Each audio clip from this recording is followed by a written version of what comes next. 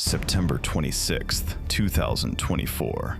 It's late evening on the Florida coast, and the strongest hurricane ever recorded in this corner of the state is hours from landfall. Hurricane Helene, now an extremely dangerous Category 4 storm, expected to make landfall in Florida sometime in the next couple of hours.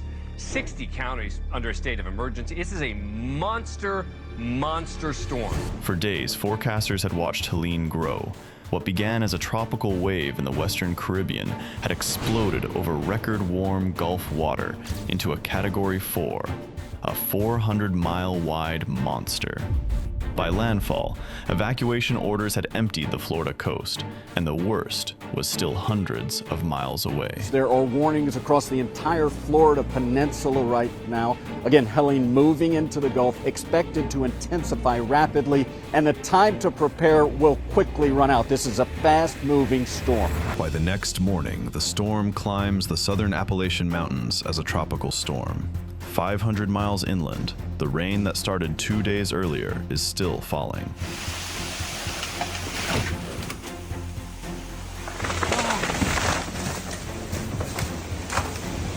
.78 inches, 4 days. The mountains drown.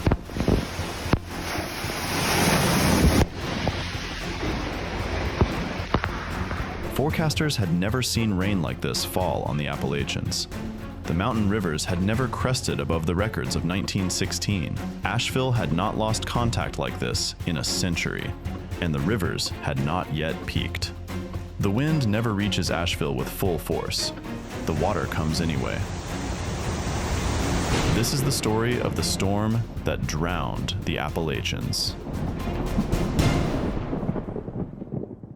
To understand what happened in western North Carolina, you have to go back to the week before Helene was even a storm.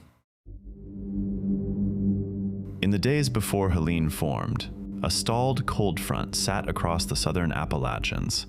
It was already raining over the mountains. The ground was already saturated. Rivers were already running high. By the time Helene's outer bands reached North Carolina, every creek bed and gully in the region was a loaded gun. Asheville sits in a bowl. The French Broad River runs through it. To the south are the Blue Ridge Mountains. To the north are the Black Mountains. To the east are the Pisgah and the Great Smoky Chains. When rain falls on those slopes, every drop has only one direction to go: down, into the river valleys, into the towns built along them. The people who built those towns knew this. The last time the mountain saw a flood of historic scale was July 1916, when a pair of tropical systems collided over the southern Appalachians and killed 80 people. That flood was the worst in regional memory. Every record book in western North Carolina had its watermark. For 108 years, nothing came close. The mountains had not seen a storm like Helene. The river valleys had not been tested at this scale since before the Model T, and the people who lived along those rivers had built their entire infrastructure assuming the 1916 flood was the ceiling. It was not. Helene forms in the Western Caribbean on September 24th. By the 25th, it is tracking north over the Gulf of Mexico, intensifying rapidly. The ocean is hot. The water temperature in the Gulf is more than 2 degrees above average. Helene feeds on it. On September 26th, the storm reaches Category 4, sustained winds 140 miles per hour, a central pressure of 938 millibars. The National Hurricane Center calls it the strongest storm to strike this part of Florida on record. Hurricane Helene, now an extremely dangerous Category 4 storm, expected to make landfall in Florida sometime in the next couple of hours. 60 counties under a state of emergency. This is a monster storm. Just before midnight, Helene's eye crosses the coast near the small town of Perry, Florida.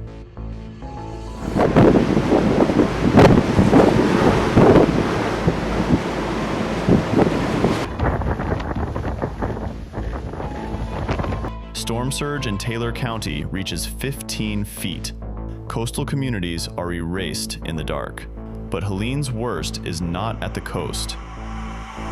The system is unusually large and unusually fast. After landfall, instead of weakening into a tropical depression and stalling out, Helene races north at more than 30 miles per hour. It crosses Georgia in hours. By dawn on the 27th, it is climbing into the southern Appalachians as a tropical storm. That changes everything. When a tropical storm climbs a mountain range, the air is forced upward. The moisture has nowhere to go but out, as rain. Helene is carrying record amounts of tropical moisture from the overheated Gulf. The mountains squeeze it like a sponge. Across western North Carolina, the rain falls in sheets. In Asheville, 9.87 inches fall in 2 days, the city's all-time 2-day record. North of Asheville, in the town of Busick in Yancey County, observers measure 30.78 inches over 4 days. Near Cello, 26.65 inches. In Transylvania County, 29.98. These are not flash flood numbers. These are biblical numbers. The French Broad River, the Swannanoa, the Pigeon, the Nolichucky, the Catawba, every major river in western North Carolina rises above its historic flood crest. Records that had stood since 1916 are gone in a single afternoon. By Friday morning, the mountains are not draining anymore. They are flooding from the top down. The storm itself has moved on, but the water has not.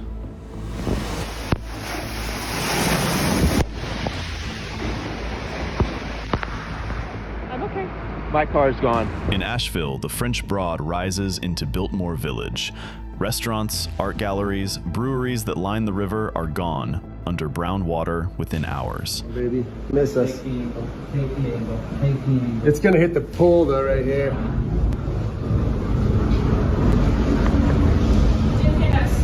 Holy. The River Arts District, a stretch of artist studios in converted industrial buildings, is buried. Power fails across the city.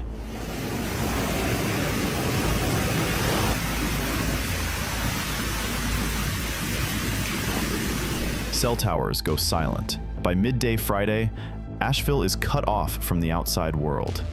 I-26 to South Carolina is closed by landslides. I-40 to Tennessee collapses in 3 places. The city of 94,000 people is, for the next 36 hours, an island in the mountains. Whole house.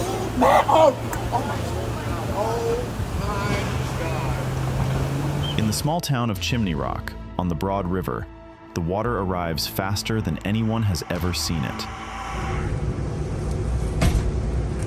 Witnesses describe a wall of brown debris-choked floodwater coming around the bend at the foot of the famous granite cliff. In 30 minutes, half the village is gone. So much debris. Bubba O'Leary's completely demolished.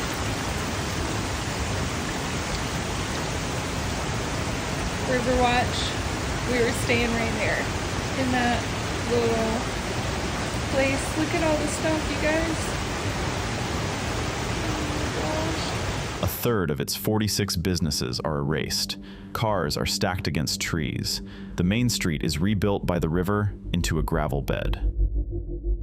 Just downstream, in Lake Lure, the lake where the 1987 film Dirty Dancing was shot, the dam holds. Barely. The Lake Lure Dam is 124 feet high. Helene's flood tops it completely. Water pours around the sides. Engineers watching the dam tell 1,600 residents downstream to leave. The dam holds for the next hour, then the next. It does not fail, but for one full afternoon, the entire town below is one structural failure away from a wall of water. In the mountains above Asheville, 1,400 landslides start in a single weekend. Hillsides that have been stable for 100 years let go all at once. Houses slide.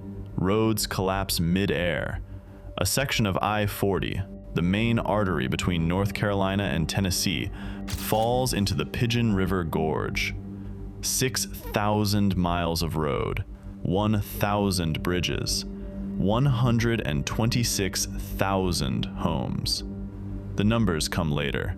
In the moment, nobody is counting. They are climbing onto roofs. By Friday afternoon, the Asheville VA Medical Center has lost grid power. Generators are running. Patients on life support depend on them.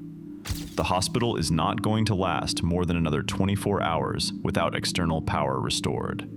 Duke Energy has crews staged, but the road to the VA hospital is gone. Trees are down across every approach. Landslides have buried the access road in mud and rock. 2 linemen, Matt Martinka, a journeyman, and Nathan Curley, a line apprentice, get told the route is impossible by vehicle. They go in on foot. Carrying tools, climbing gear, and replacement components, they hike nearly 2 miles through fallen trees, mudslides, and unstable terrain to reach the VA. When they get there, they restore power.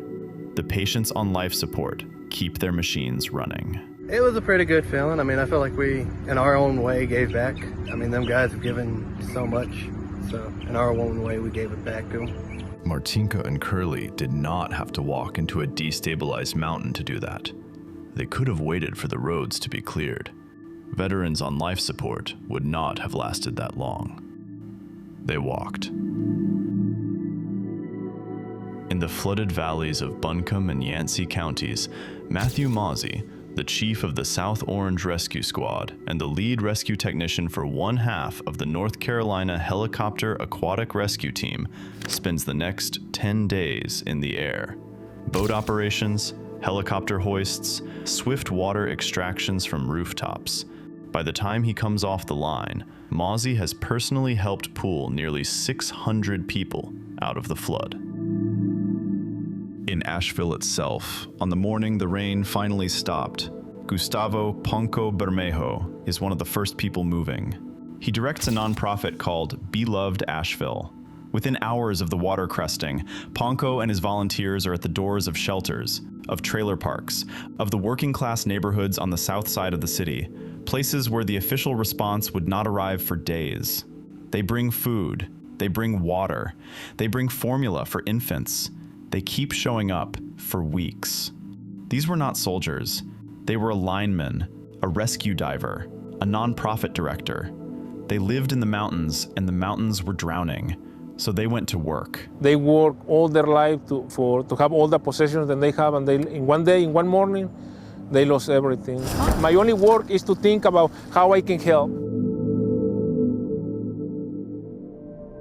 252 people die because of Helene in the United States. 107 of them die in North Carolina. 43 die in a single county. Damage tops $78 billion. North Carolina alone accounts for 53. Helene becomes the second deadliest hurricane to strike the continental United States in 50 years. Only Katrina has killed more. But the number that should matter most is not in the death toll. It is in the rainfall column. 30.78 inches in 4 days. A 2-day Asheville record broken by more than 2 inches. 8 different rivers cresting above marks set in 1916. Helene did not break records by a little. Helene broke records that were set when Woodrow Wilson was president, and it broke them by margins nobody in the meteorological community had modeled as possible. The reason was not just the storm, it was the path. A Category 4 Atlantic hurricane carrying record Gulf moisture, racing across the southeast, hitting a mountain range whose ground was already saturated from a stalled cold front. Every variable was at the wrong end of its range. The mountains squeezed the storm dry, and the rivers had nowhere to put the water. Before Helene, the playbook for hurricane risk in North Carolina ended somewhere east of Charlotte. After Helene, Every county in the western half of the state is being remapped. Floodplains drawn 50 years ago are being redrawn. Building codes in the mountain counties are being rewritten around what happened to Chimney Rock. Insurance underwriting in Asheville now factors a storm that did not exist in any model 2 years ago. Helene rewrote what a hurricane is allowed to do. The wind never reached Asheville with full force. The water came anyway. It will come again.